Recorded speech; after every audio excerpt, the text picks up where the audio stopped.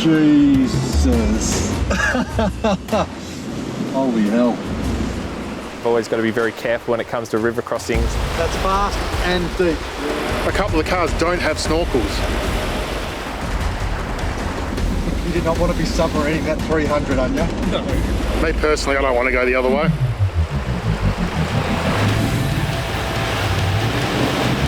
What the? Yep, okay. Mount Terrible brings its own challenges. Stomach is turning.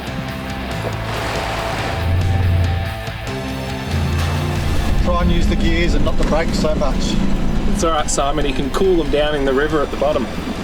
I don't want to drive this, so Simon, camera car's all yours.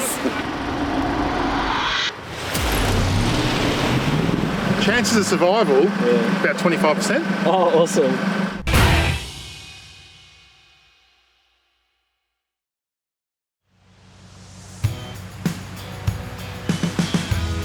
It was another early start here at Jamison Caravan Park.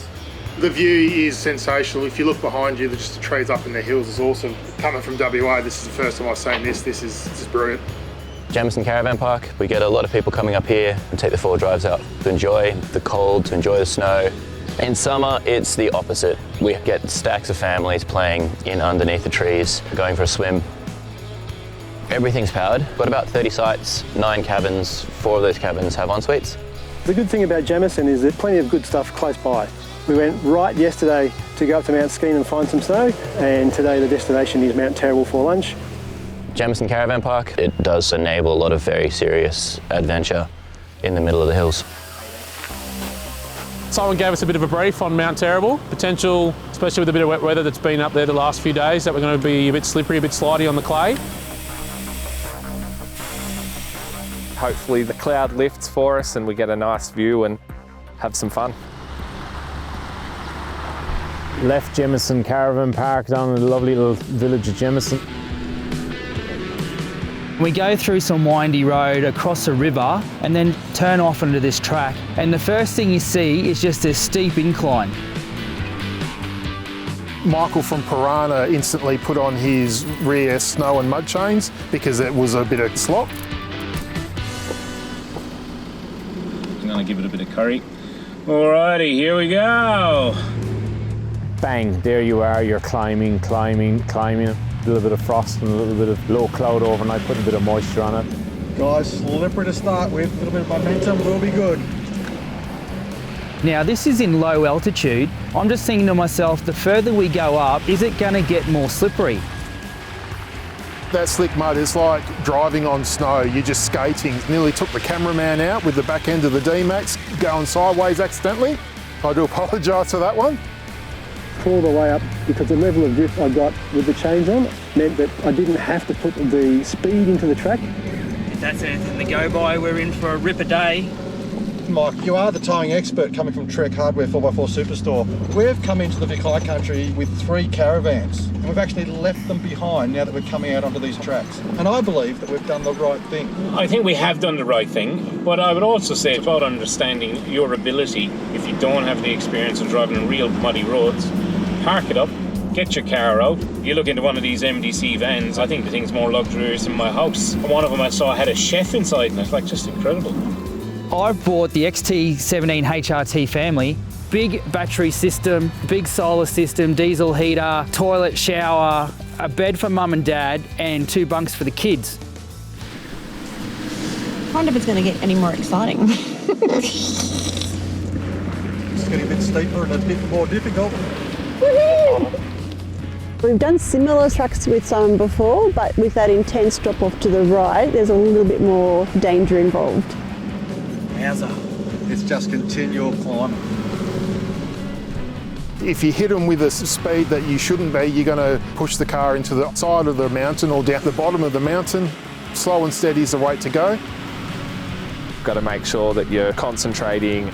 The tracks themselves can vary. You might be driving along and it's dry, and then you come around the corner and it's slippery and there's a downhill section. I don't think we're going to be able to stay out of the ruts. It just goes to show how diverse the high country is. This time yesterday afternoon we were standing in about 1.5 feet of snow. It was down at about 1 degree and we weren't probably not even 5-6 kilometres from where we are here. It's the Victorian high country, that's what you get. Four-wheel driving in the high country, in fact four-wheel driving almost anywhere, it's better to go with at least one other vehicle in case problems occur. We had areas where we would try and keep all the cars bunched up, and then there are times when you want to be way apart, almost to the point of calling the next car up after you've cleared a big hill. For experienced four-wheel drivers, it was probably a walk in the park. This is a bit tame, isn't it? But you got to remember to be prepared, make sure you got enough food, warm clothes and recovery gear. I think I said to Simon, come on, what's going on? This is boring. But I think there was something more to come.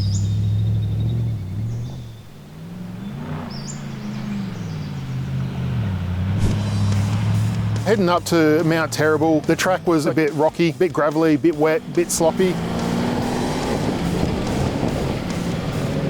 Oh, how beautiful is this morning? Paletti track, prime conditions. It's looking awesome. We've had a bit of rain over the last week, and to be up here with it not raining is fantastic. A little bit of rock in there to give it that bit of extra bite and traction. We've seen classic conditions today of why we fit a bash plate system, and that's to protect the underside of the car from rocks. It's very easy out here to slide off something or not see something and drop the car onto a rock, and the last thing you want to do is puncture a hole in your auto or your engine sump or the bottom of your radiator. One of the products this car's got on it is our own bash plate system. We've designed it with a real purpose in mind of protecting the vehicle but not adding excess weight or excess material or any other complications. The further we got up towards the peak of the mountain, the steeper it got. When you're driving like this, you want to be careful and take it easy, but sometimes with this terrain and the steep hills and the steep inclines, you got to give it berries to get it up there.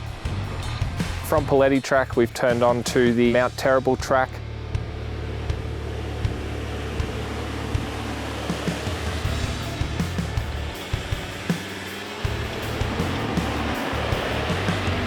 It always amazes me that you'll be driving along a track across a ridgeline and there's a big puddle.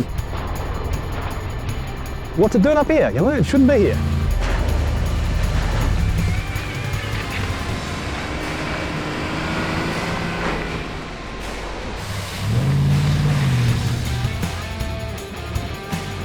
I keep falling in love with this country over and over again. Coming here from Birdsville, the difference, it's just beautiful. We've been going up the track and it's been fairly easy for everyone. Now it's time to have a bit of fun. There was a section that we came across where Simon had an idea. There was 3 lines up the hill. They were spaced apart, and the idea was to go alternate cars up this line, and geez, it was like herding cats. You got a great selection of tracks when you're heading up to Mount Terrible, and that's one of the beauties of the Victorian high country. There's tracks really for every level of expertise. The convoy all sort of split up and people went their own way and had a bit of fun, and we all met up at the top. Up on top of the range, travelling south now, Mike. A little bit of difference in the terrain here. Really is a nice spot. You've just got magnificent views out 360 all the way around you. And what are some of the precautionary things people should think about before they come up to the Victorian high country, Mike? Typically in the snow, the advice is you travel with 3 vehicles. The reason you do this, your one vehicle might get incapacitated, can't be used. The other vehicle can pull it out. If that gets stuck, then you've got one rescue vehicle that can go get help. You want to carry a set of traction boards. I carry the Tread Pros. This is the stuff that they were built for, was to give people traction in snow, mud and sand, and that's what they do beautifully. Carry them, you can self-recover yourself. Make sure you got a good set of tyres, and more than anything else, check the weather. Conditions are good for today, they're great for tomorrow. That's what you want to check. The higher we got up the mountain, the more thick that the cloud coverage got, and so the visibility started to get a little bit more difficult, but the team decided to push on regardless.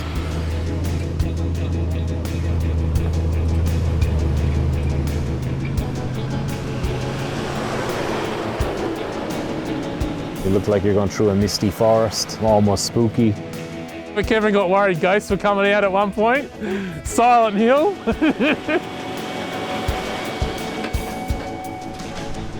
You're trying to figure the track goes up in front of you or down in front of you. You just couldn't tell because it was that misty. That drop off, my goodness, that is intense down to the right.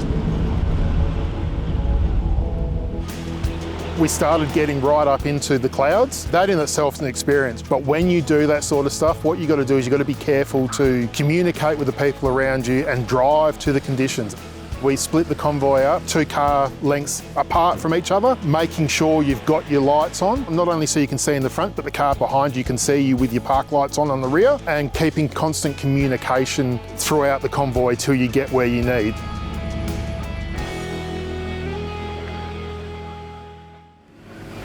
"1,325 metres up is this little hut. The huts were put in place basically for when there was cattle in the high country.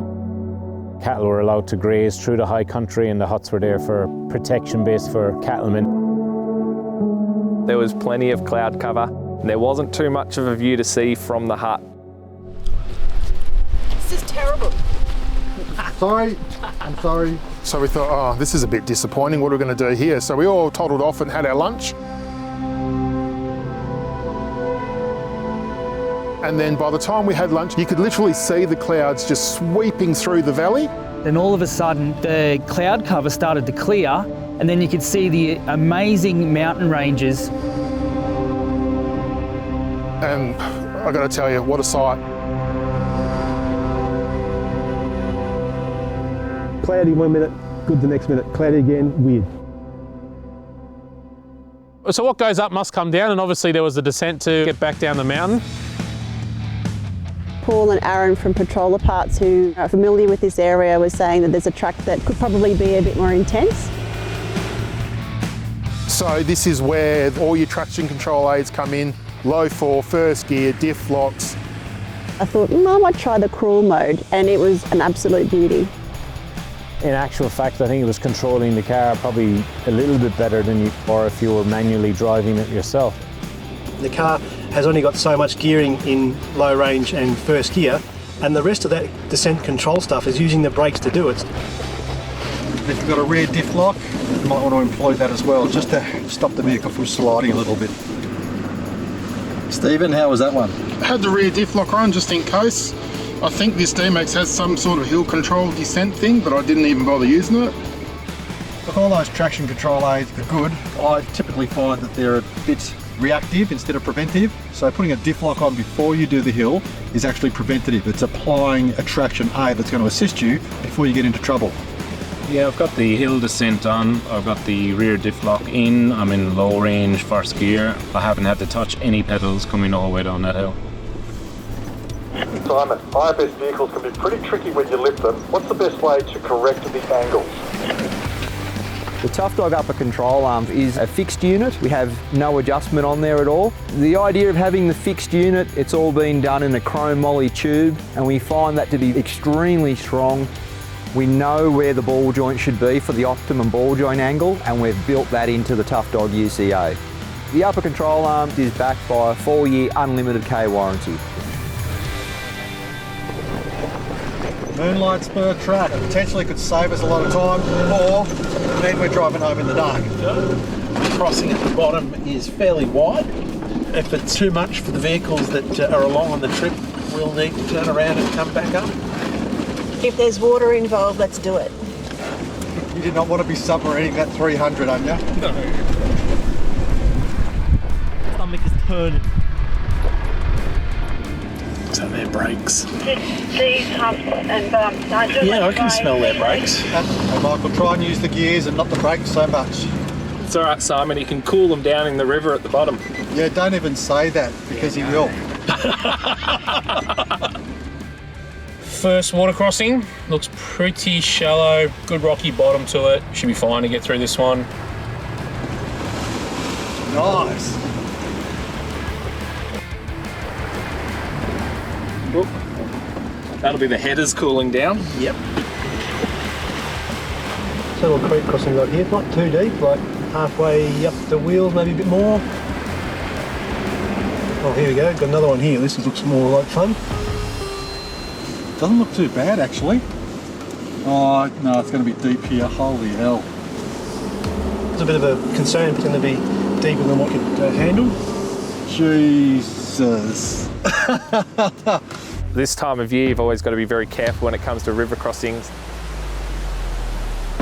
The amount of water that's getting around Victoria at the moment is incredible. Every single river is banking. Let's see what this creek crossing's all about. What the? Yep, okay. So the problem is, a couple of the cars don't have snorkels. So it puts us in a situation of whether we put a tarp on the front of them and go through, nice steady speed, or turn around and go back the other way. Me personally, I don't want to go the other way. Let's see what the consensus is. That's fast and deep. Yeah, and the spot where we've got to cross, that's just nasty where they're two meet. I don't want to drive this, so Simon, camera car's all yours. There's no way I'm driving that. Hey guys, please keep my accountant happy and follow the page. Is this the only way across? We can build some rocks in there. Gonna need more than a few rocks. What we needed was a hero. Chaps on at least. Taking one from the team. Thanks, Michael. Mike took a bullet for the team. He was happy to strip his clothes off and jump in to check how deep it was. I'm sure the guys without snorkels really appreciated his extra effort. Always worth checking and walking a river like that, even though it's bloody cold. High country rivers are notorious for being freezing, which it was, don't get me wrong, it's freezing. They'll live, it's all good. Superman! Piranha's been known over the years for dual battery systems. We've always been into wheel chains, but of recent times, we're into these things, which is a premium alloy tray. It's a 1500 long tray, they're all 1800 wide. It's for a four-wheel driver, so typically on a dual cab you might have an 1800. This is a bit shorter, so we don't clip the back of the overhang. We've got options on this car like the rear ladder rack. It's got under tray toolboxes. We've got LED lights in the back of it. Got a trundle drawer that pulls out from the middle. So we've really gone to town and made this look pretty fancy.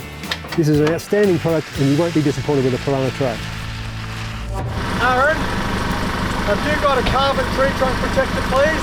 The first car through was the camera car. Sometimes a car can float in conditions like that. So we picked a huge great tree, but you had to join two straps together just to get around the circumference of it. What's our chances of survival? Chances of survival? Yeah. About 25%. Oh, awesome. Hooked a winch cable up to it just in case the car started to float away or struggle with traction halfway through. Couple of critical things there, guys. First of all, we've got somebody who walked the river and checked it out, found a good safe line. But that wasn't enough. We wanted to play it safe, so we used the winch cable as a little bit of insurance to guarantee that we would get ourselves across. The vehicle drove through quite safely and capably. Here comes the next one. You made it. That was easy. Cautiously, we've entered in and crossed across. The river's flowing pretty quickly. You can't see what you're driving through and it can be very deep. We had to be careful with the D-Max not having a snorkel. To have the experience of Simon and the other guys around to teach me how to get through it, that was great. I've done plenty of water crossings, but not this high and not running this fast. It was a good river crossing. A little complicated, but it was good. I think Anya actually wanted to park inside in the river crossing because she was going to use it as like a wash machine to get the car clean.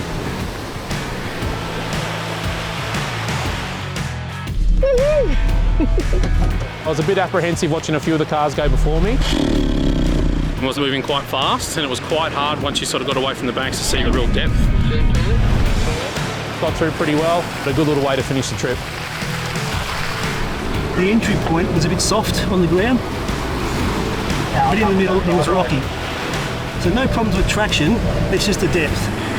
Made it across there with no problems at all. It's amazing to see these river crossings and see what you can get through and what you can do safely. The creek itself really rocky underneath, good solid flow of water. Realistically, yeah, it's quite typical. What an amazing way to end the trip. We've had a bunch of fun. I can't explain how great these guys are. It is wonderful. It's been great being able to put these cars through all their tests. A good day all round out on the tracks. Ooh, easy. I really, really can't wait to get back here and do it again.